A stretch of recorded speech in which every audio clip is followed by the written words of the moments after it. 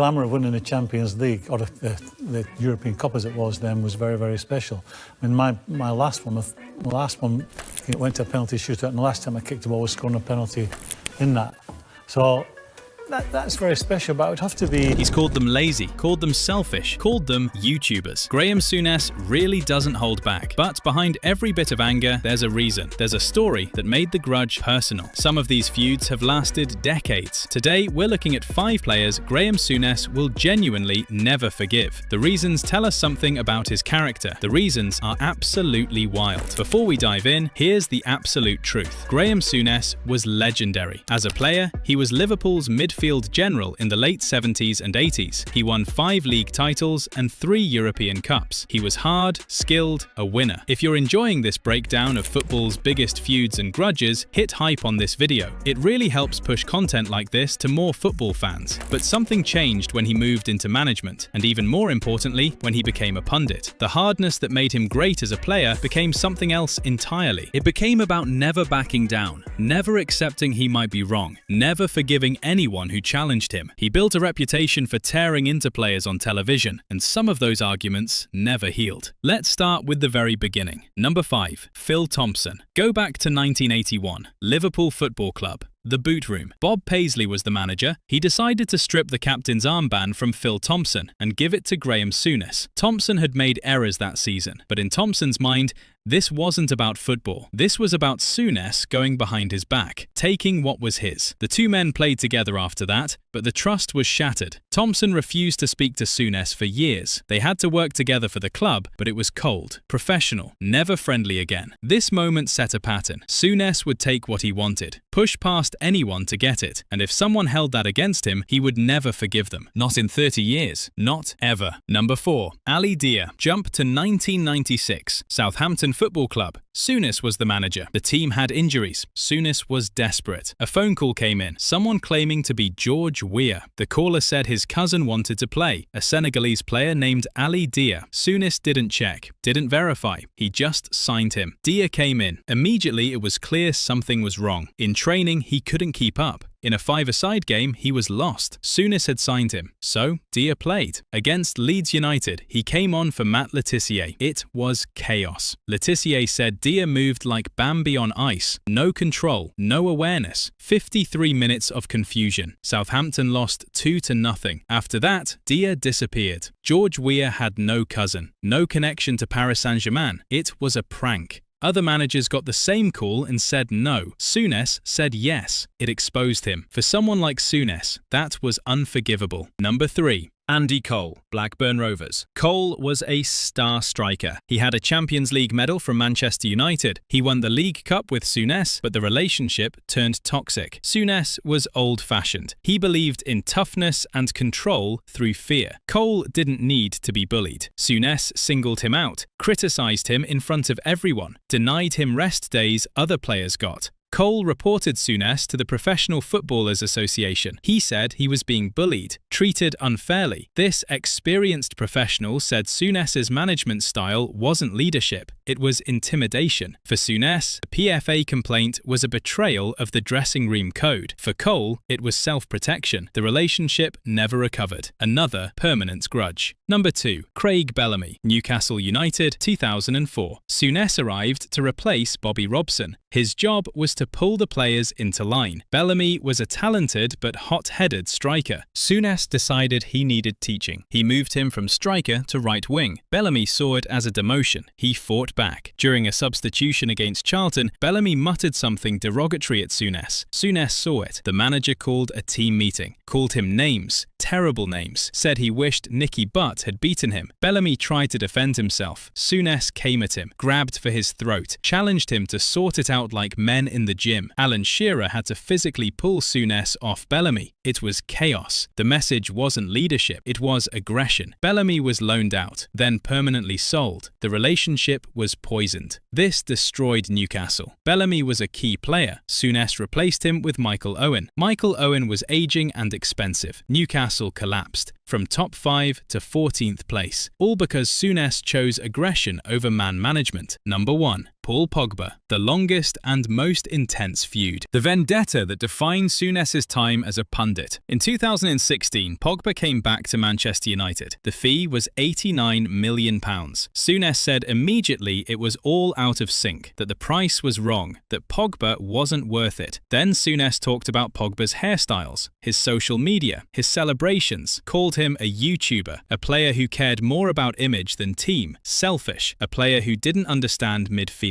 For Souness, midfield was about position, discipline, winning the battle. Pogba wandered. Pogba did tricks. Pogba played as if entertaining mattered more than winning. The criticism didn't stop. It intensified. 2016, 2017, 2018, 2019, 2020, 2021, 2022, 2023. Years went by. Pogba was injured sometimes. He was away with France. He was at Juventus. But Souness kept going, said Pogba was a doddle to play against. Lazy, a pudding. In 2020, Pogba responded, said he didn't even know who Graeme Souness was. That must have stung. Souness's retort was immediate. Put your medals on the table. I've got a big table. 5 league titles. 3 European Cups. That gave him the right to judge anyone, even a World Cup winner. The worst thing that happened to Pogba, Souness said, was winning the World Cup. It made him think he was already complete, made him sit in his armchair instead of continuing to work. The critique ignored that Pogba played well for France and Juventus. But in Souness's view, Pogba was wasted talent, and he would never forgive him. What connects all 5 of these men? They all challenged Souness in different ways and at different times. Thompson challenged his authority directly. Dia exposed him as someone who could be fooled. Cole went outside the system. Bellamy refused to back down physically. Pogba represented everything modern that Souness hated. But they all showed the same lesson. Hardline ideology isn't enough. Being tough isn't everything. Winning in the past doesn't mean you understand the present. Souness built his identity on the idea that football is a man's game, that discipline and fear are leadership tools, that modern football has gone soft, that anyone who challenges this is weak. But his career tells a different story. At Liverpool, he inherited champions and left them in 6th place. At Newcastle, he took a top 5 team and left them fighting relegation. The players he couldn't manage weren't weak. They were talented. They just refused to accept his way as the only way. As a pundit, he's known for negativity, constant criticism, refusing to accept that things change. He criticized Jack Grealish the same way, defended his man's game comments even after criticism, refuses to apologize, refuses to adapt. That's why he's locked in these feuds. Forgiveness requires humility, and humility is not something Souness has offered. But remember this, Souness was genuinely great. As a player, he was elite. He won medals. He earned respect. The problem isn't that legacy. The problem is he can't move beyond it. He can't accept that football evolved, that players deserve respect without being bullied, that maybe he doesn't have all the answers. Those are the 5 players. Number 5, Phil Thompson. Number 4, Ali Dia. Number 3, Andy Cole. Number 2, Craig Bellamy. Number 1, Paul Pogba. 5 feuds. 5 major grudges. 5 reminders that Graeme Souness has won everything in football except the ability to let things go. Like this video if you really enjoyed it. Subscribe for more breakdowns of football's biggest stories and feuds. Tell me in the comments which of these 5 feuds shocked you the very most. Thanks for watching and thanks for your support. Was right. Manchester United was the only club in the Premier League I've not scored against. And it was, I think it was 15 games before I scored against Manchester United. And this Paul McGrath, very shy, never said a word on the pitch and all that. So after that, Ian Rush brutally exposed 7 footballers he couldn't stand, and the story goes way deeper than expected. From tactical warfare across Europe to a 2024 AI musical attacking fellow Liverpool legends, this is Out of Bounds. He was shite, except it's 7 people or forces that pushed Rush over the edge across decades. An AI-voiced version of Rush spent 90 minutes in a Hamilton-style musical attacking Jamie Carragher and Robbie Fowler for turning their backs on him. The line that cut deepest, they never called old Rushy back. No mate-to-mate hello. But how does a Liverpool legend end up creating AI musical rants? Who else clashed with this man, and what drove a clinical finisher absolutely mad? Quick one, if you're genuinely enjoying this out-of-bounds story, tap hype on the video so I know to make more like it. Number 7. Forget individual people for a moment. Rush fought against what he calls overcoaching, managers who overcomplicate the game with boring drills and rigid frameworks. This is the philosophical spine connecting every clash. At Liverpool, Paisley and Moran banned players from calling for the ball, forcing instinctive movement and a sixth sense for positioning, five-a-sides and quick thinking. But as football evolved, coaches imposed micromanaged systems and endless tactical bureaucracy. Rush despised it. Overthinking makes strikers worse, he believed. At Juventus under Dino Zoff, he noticed immediately. Completely different to Liverpool, all we did was five-a-sides there. Hands-on coaching at Juventus killed something essential. That belief becomes the thread connecting everything. Every person on this list represents that violation. Overcomplicating, removing freedom, crushing instinct. Number 6. George Graham at Leeds represents the most insulting form of that overcoaching. Positional disrespect. Rush joined Leeds in his later career, initially thriving under Howard Wilkinson's management. When George Graham arrived in 1996, he brought authoritarian, safety-first management that transformed the club. What Graham did was shocking. He took Ian Rush, Liverpool's record goalscorer, the greatest poacher in British football, and moved him to right wing, a striker built entirely around timing runs into the box and 8-yard finishes. Graham wanted him on the flank. Rush felt profoundly disrespected. Graham ran a regime with volcanic rage, enormous fear factor, and rigid defensive drills. No space for individual expression. Tony Yeboah threw his shirt at Graham and left. Rush burned with the same resentment. The Leeds nightmare. Not a disagreement, but a personal insult. Taking football's finest finisher and asking him to play wide. That's contempt. Number 5. Vinnie Jones and Wimbledon's crazy gang represented something existential. If Graham was disrespectful, Wimbledon was an assault on everything Rush believed football should be. He's called Plough Lane the most hateful ground he ever visited. Not tough, hateful. Because Wimbledon criminalized skill itself, destroyed it. They didn't play football as Rush understood it. Physical bullying disguised as sport, anti-football. The objective was intimidating opponents, creating chaos where tactical understanding became irrelevant. For a player whose game relied on timing and elegance, Plough Lane became psychological torture. Technical ability meant nothing there. Officials allowed the crazy gang to foster an environment where football's beauty simply wasn't permitted. Rush understood something watching this unfold. Technical skill was being criminalized. The game itself was being attacked. He could handle physical contact. What destroyed him was being told his greatest strengths didn't matter anymore. Number 4. Rino Marchesi at Juventus in 1987 represents a different suffocation entirely. Rush arrived as the world's most clinical finisher, signed to one of Europe's great clubs. But Marchesi's Juventus operated on Catenaccio principles, defensive solidity above all else. Everyone boxed in.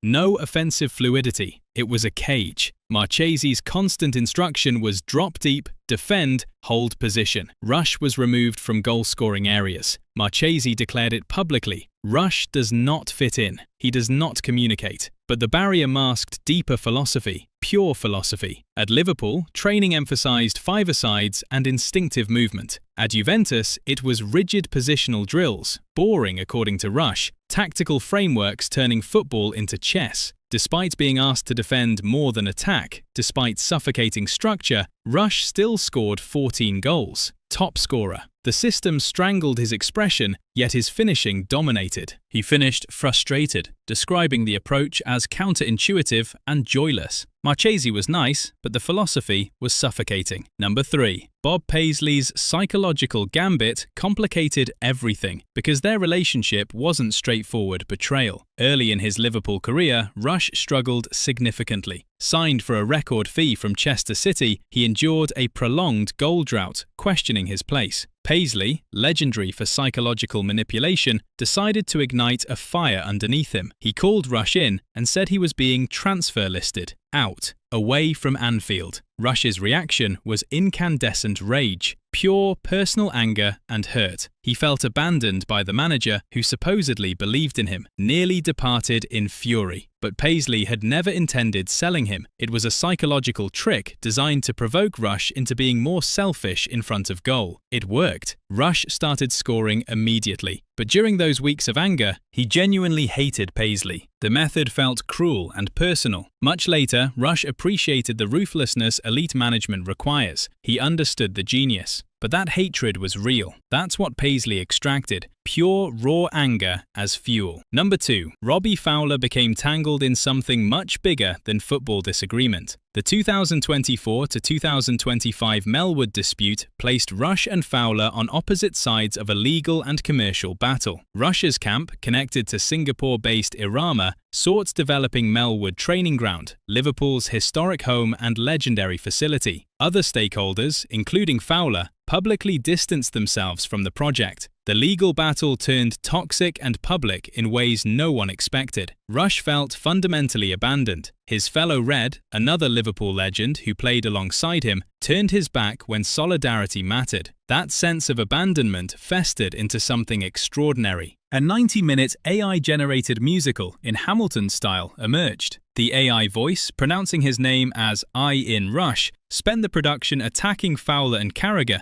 for silence and absence during his fight. One line captured everything essential. They never called old Rushy back. No mate-to-mate hello. This wasn't anger about tactics or coaching. This was hurt about loyalty and brotherhood. Number 1. Jamie Carragher became central to this AI musical storm. When Carragher publicly distanced himself from Rush's Irama project, it felt like the final humiliation, not disagreement, but active rejection from someone he trusted. The musical, released under Creative Commons, allowing anyone to remix it, became an outlet for Rush's frustration. It attacked not just Carragher, but lawyers, judges, The Athletic, the Football Supporters Association, everyone he felt had betrayed him during his legal battle. This was digital age legacy warfare. But it reveals something deeper about Rush's perspective on all 7 clashes. Whether Marchese's boring drills, Graham's disrespect, the crazy gang's brutality, Paisley's initial betrayal, Fowler's silence, or Carragher's public distance, it's always been about the same core need: respect, freedom, understanding, the need to be valued for who he is and what he brings to the game. All 7 figures represent moments where Rush felt his instinct, freedom, and value were being stripped away or dismissed. From plough lane criminalizing skill to AI musicals in 2025, the striker's discontent has been relentless and uncompromising. But that refusal to accept disrespect, that refusal to be diminished or forgotten, also made him legendary. Like and subscribe for more on football's uncompromising characters. Why you get involved in football, why you play football, it's about match day and winning football matches, and that's what I'm endeavoured to do.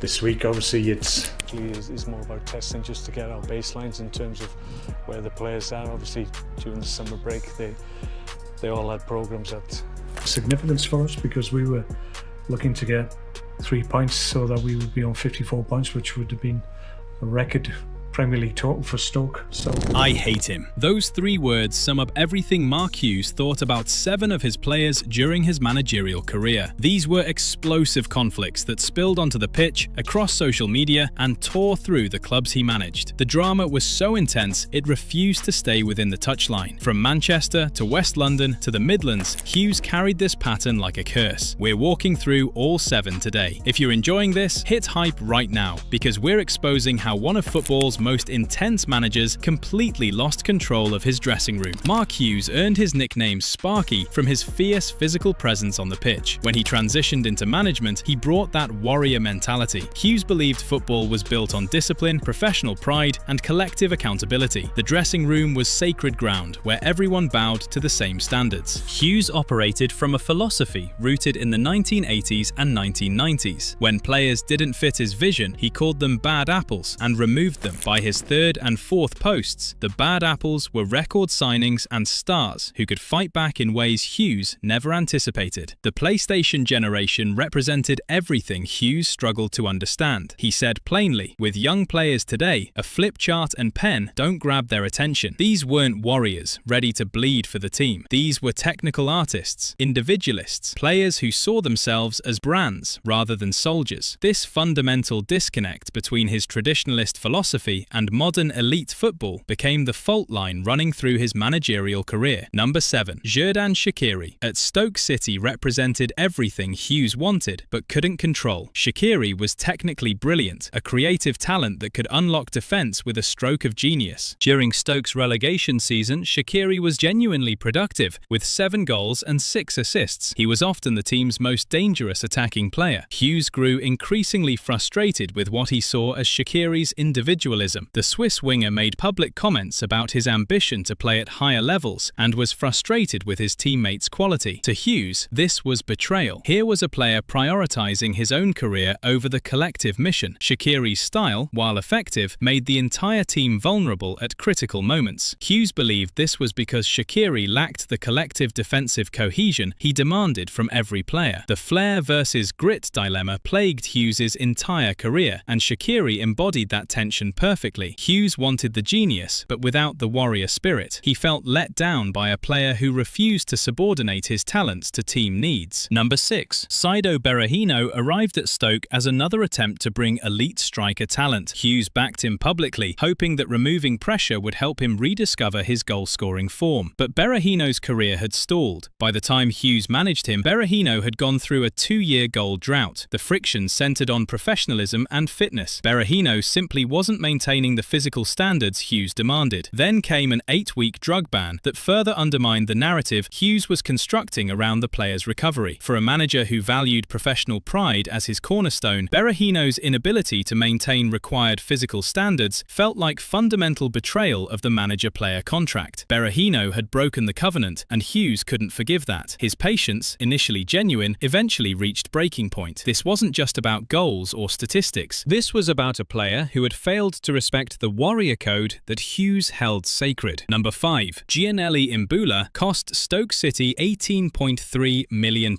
making him the club's record signing. That price tag created a problem for Hughes. Imbula had immense physical gifts, but Hughes grew exasperated with what he termed the player's mentality and his inability to grasp the defensive requirements of the Premier League. The dysfunction reached a surreal moment during pre-season, when Imbula, frustrated that a teammate had failed to pass him the ball, simply subbed himself off. According to Glenn Johnson's account, Hughes allowed him to return 10 minutes later. Johnson's reaction summed up the bizarre dynamics. If you're the manager, are you going to let that happen? The answer revealed Hughes's fundamental weakness. The bad apple had become a record signing, and the traditionalist manager found himself unable to apply his usual hardline discipline without undermining the club's massive financial investment. That £18.3 million created a psychological trap. Hughes had to make the signing work. He couldn't simply dump Imbula the way he dumped rebels at Manchester City, so he tolerated behaviour he would never have accepted from a cheaper player. This represented a crack in his entire management philosophy. Number 4. Joey Barton at Queen's Park Rangers was perhaps the most volatile conflict of Hughes's managerial career. This wasn't merely a personality clash. It was a public debate about accountability, discipline, and what constituted a problematic culture. Barton was already known as difficult, a player who thrived on confrontation. But what happened between him and Hughes transcended typical player-manager friction. The catalyst came during the final game of the 2011/12 season against Manchester City. Barton received a red card for elbowing Carlos Tevez, followed by physical altercations with Sergio Aguero and Vincent Kompany. With 9 men for 35 minutes, QPR somehow clung to survival. Hughes initially tried to frame it as a fantastic day of survival, but the fallout was severe. Barton was stripped of the captaincy and sent on loan to Marseille. Hughes made clear that this behaviour was incompatible with his intended culture. Barton defended himself by claiming he was trying to get an opponent sent off. Hughes, a proponent of professional pride, couldn't accept this justification. The breach of discipline was absolute. Then something unprecedented happened. Barton took to Twitter and launched a scathing critique of Hughes' management. He accused Hughes of shifting blame for QPR's struggles onto the players. Barton claimed the board had backed Hughes completely, that he'd received every resource requested, and the manager had failed despite having everything. More provocatively, Barton dismissed Hughes' success at Stoke, suggesting Hughes had merely inherited a good solid team from Tony Pulis. This was different in subordination. Barton wasn't challenging Hughes privately, he was dismantling his reputation publicly, directly contradicting the narrative Hughes had constructed about his managerial competence. For a traditionalist manager steeped in ideas about respect and hierarchy, Barton's willingness to fight back in the digital arena represented complete collapse of the authority structure. The bad apple could now strike back, and Hughes could do almost nothing about it. Number 3. Tal Ben Haim at Manchester City represented a different threat. If conflicts with Elano and Robinho were about style and discipline, Ben Haim was overtly political. Hughes identified him as one of the ringleaders of a dressing room mutiny against his leadership. Ben Haim had been signed under previous ownership before the Abu Dhabi takeover. In Hughes's mind, Ben Haim represented the old, less professional culture that needed complete eradication from the club. Hughes was dismayed by Ben Haim's attitude. He perceived the player as actively undermining the coaching staff's efforts to instill a new professional philosophy. The speed with which Hughes sought to move Ben Haim demonstrated his ruthlessness. He offered the defender to Blackburn as part of an exchange deal for Roque Santa Cruz. This wasn't negotiation, this was execution. Hughes wanted Ben Haim out immediately because he represented ideological opposition to the new order. The player embodied everything Hughes was trying to purge from Manchester City's culture. You couldn't negotiate with a mutineer. You couldn't compromise. You removed them, replaced them with players who understood your philosophy. Ben Haim's crime wasn't lack of ability, it was his willingness to question Hughes's authority and influence others to do the same. Number 2. Robinho arrived at Manchester City as a British record signing, a genuine superstar acquisition that signalled the club's new ambitions under Abu Dhabi ownership. But managing Robinho proved far more challenging than Hughes anticipated. Robinho had undeniable talent and extraordinary technical ability, but Hughes struggled with the player's perceived lack of effort in away fixtures and general inconsistency that undermined team stability. The relationship fundamentally soured when Robinho went absent without leave from a training camp in Tenerife. This wasn't a minor infraction, this was a direct challenge to Hughes's authority in front of the entire squad. For a manager who believed players fundamentally need to be told what to do, Robinho's display of individual agency was completely intolerable. Hughes responded by attempting to dismantle the cliques he believed were protecting Robinho's behaviour. He offloaded other players like Joe, trying to surgically remove the support network that allowed Robinho to operate outside the established hierarchy. The Tenerife incident essentially ended any possibility of redemption. Hughes had drawn a line and Robinho had crossed it. From that moment, the relationship was irreparably damaged. Number 1. Elano at Manchester City was Hughes's first real test managing the technical artist. The relationship between Hughes and this Brazilian midfielder was described as rarely being better than tepid. Elano possessed immense technical ability and had been a favourite of previous manager Sven-Göran Eriksson. This was crucial. Elano embodied the creative freedom that Hughes found fundamentally difficult to reconcile with his demand for tactical rigidity and defensive work rate. Elano wasn't interested in tracking back. He wasn't interested in the positional discipline Hughes demanded. He wanted to play consistently. The conflict reached its zenith when Elano complained about his lack of playing time. This was insubordination in Hughes's eyes. A player expressing discontent publicly violated the dressing room code. Hughes responded by labelling Elano a bad apple, signalling that technical brilliance would never substitute for positional discipline and submission to the manager's tactical blueprint. This incident became the template for how Hughes would handle every creative, individualistic player that followed. Elano wasn't the last, he was the first. He set the pattern that would repeat at Manchester City with Robinho, at QPR with Barton, and at Stoke with Shaqiri, Berahino and Imbula. The inability to accommodate the artist player within a system predicated on physical struggle and collective defensive responsibility became Hughes's defining weakness. The pattern across all 7 players reveals something deeper than personality clashes. These weren't random conflicts, they were systemic failures rooted in Hughes's inability to evolve his management philosophy alongside changing elite football. Beneath these 7 feuds lay several interconnected problems Hughes never adequately resolved. The financial cost was staggering. At Stoke City specifically, the combined failure of Imbula, Berahino and Shaqiri to integrate into a cohesive unit contributed directly to relegation. The club lost an estimated £40 million